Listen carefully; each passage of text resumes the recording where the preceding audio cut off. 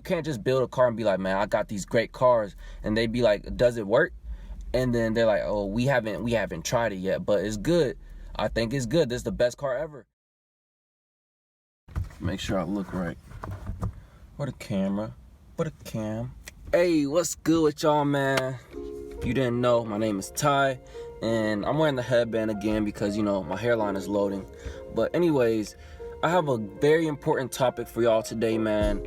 This is for anybody, like anybody who's a part of a community, like a self-improvement type of community. But I just wanted to choose the spirituality and the semen retention communities just because I'm a part of both of them, and I'm able to pick apart what I feel like are the flaws in those communities the best. What I'm going to be talking about in this video is that no matter what journey you're on, it's not an excuse for you to lack experience and lack growth in a specific area, okay?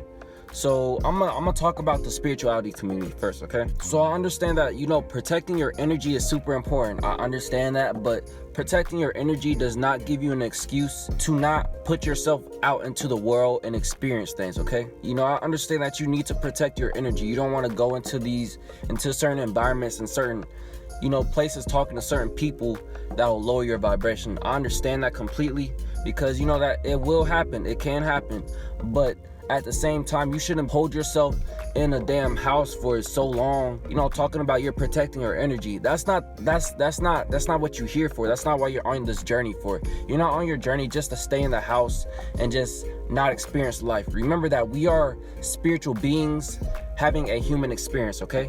What that means is that, you know, we are here, we are still spiritual beings, but we're here to have a human experience. We need to experience things as a human. It would be a waste of us being a human being if we're just staying in one place saying that we're protecting our energy. No, we're here for a reason. Whoever we identify as, we're that for a reason, okay? We're not just here just to hold ourselves in one corner talking about we're protecting our energy. The reason why it's called a spiritual journey is not because, you know, we're becoming spiritual beings again. No, it's because we're remembering who we were when we first got here, you know, because as we went on in this life, we got socially programmed to forget who we truly were, which is the spirit, you know.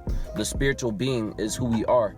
And over time, as we got socially programmed, we forgot who we were, which we started living too much in our ego and not in our higher self. So when you're on your spiritual journey, that means that you're going back to understanding who you are, but also understanding what you're here for at the same time. We're not just here to be strictly spirits, because if we were, we wouldn't be a human being. We would just be spiritual beings. But we're here as spiritual beings having a human experience.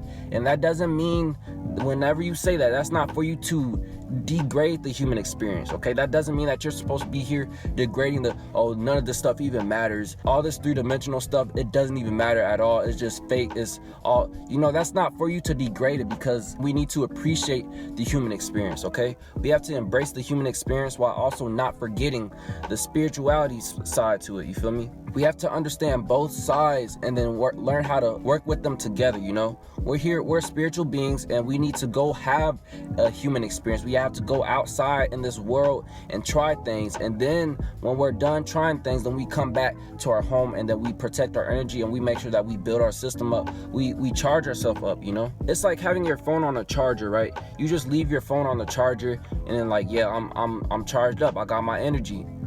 But you're not even taking your phone off of the charger and then going and doing stuff on your phone. You're just leaving it on the charger. That's pointless, you know, that's pointless. Why are you even charging your phone up? You have to protect your energy, but at the same time, you need to go out here and have a human experience, because you won't learn anything as long as you're staying by yourself doing nothing. Now, when it comes to semen retention, I feel like a lot of guys who are on semen retention, they use it as a shield to hide themselves from the fact that they're insecure when it comes to females. When it comes to anything that I'm talking about, you know, you have to do your own introspection work and see if this applies to you, okay? And I've been all these things I'm talking about, which is why I'm able to tell y'all, you know? There's some guys that I feel like they might be on semen retention for the right reasons, but at the same time, they feel like they can't even look at a female. They feel like they can't even have a conversation with a woman just because they're on semen retention, and no, I can't tempt myself. I can't. There's a problem there, man. I feel like there's a huge problem when you feel like you can't even communicate with the female just because you're on semen retention, when you can't look at a female in the eyes because you're on semen retention. If you know you have a fear of talking to women, you need to try it, man. There should be nothing in this life that you scared of doing just because you feel insecure about it, just because you feel like you can't do it.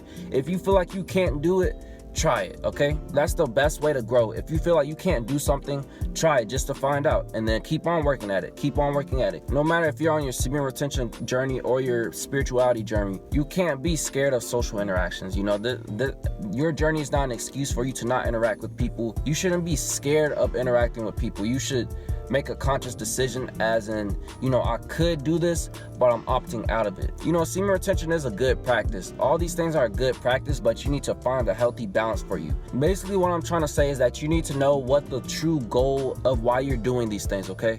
Whether it's semen retention or spirituality, you know, understand what your goal is. Let's talk about spirituality. I feel like the ultimate goal for spirituality is to develop self-awareness, develop responsibility and accountability, right? When you're on your spiritual journey, you understand why you're here and what you do and what happens when you do certain things. Basically, for every action, there's a reaction. No matter what you do, there's going to be something that's going to return to you. Basically, good and bad karma.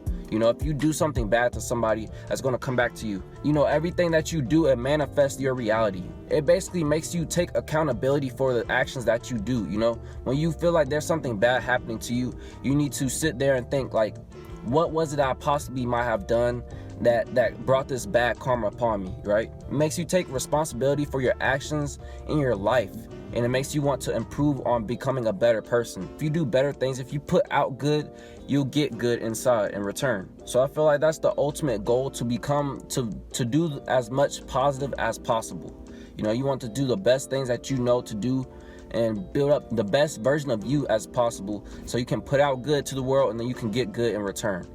For semen retention, I don't think that the end game for semen retention is just to be on semen retention. The end game is to develop solid discipline, self-discipline, and consistency, right? You don't fall victim to your urge. That's basically what this is about. You don't want to be a slave to your lust, to your urges, to whatever you feel impulsively to do, right?